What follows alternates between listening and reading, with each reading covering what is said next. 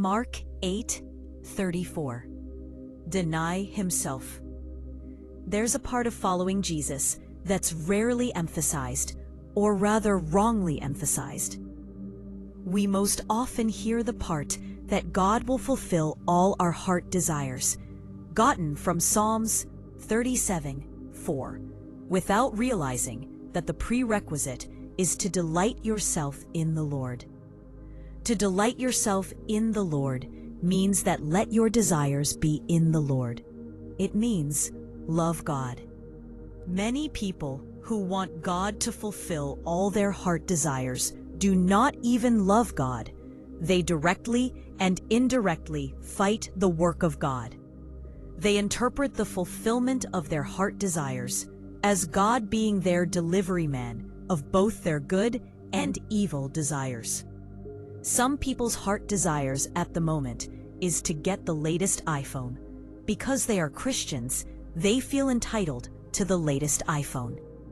Meanwhile, when you begin to delight yourself in the Lord, God's desires are precipitated in your heart.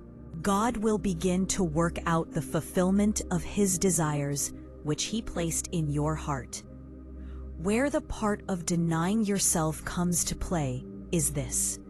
In Matthew chapter 4, verse 19, where Jesus asked some disciples to follow Him.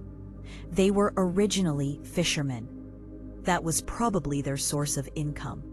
They left their nets. They were so much delighted in the work of God that they had to drop their fishing profession at the slightest opportunity, because it will one way or the other affect their commitment. It was not recorded that the family of the disciples suffered want because they left their nets. Some people apply this same concept wrongly. They drop their nets and are still slack in the work of the ministry. They are failing to meet the spiritual KPIs of their spiritual assignments. These kinds of people later regret dropping their nets because they go into ministry expecting people to be sowing financial seeds to their accounts, and not because they are delighted in the work of God. You hear people pray that, God, my heart desires is to own a Ferrari, have an apartment in Dubai, work in Silicon Valley, etc. They are not bad, but have you confirmed that those desires are not birthed by the carnal nature in you?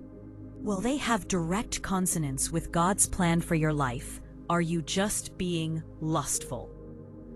Denying yourself means denying your lustful desires for God's desires, which He precipitated in your heart in the quest of delighting yourself in Him. Denying yourself means dropping your selfish ambitions at the feet of Jesus for the actualization of God's purpose. Maybe your selfish ambition is to be the richest man in your father's house, but denying yourself for God's kingdom will be to distribute your wealth. Maybe your ambition is to have 3 PhDs and 5 MSs, but God's purpose for you is different. Denying of oneself can be possible with genuine love for God, because without genuine love of God, you will end up frustrated and may feel like you made the wrong decisions. Shalom.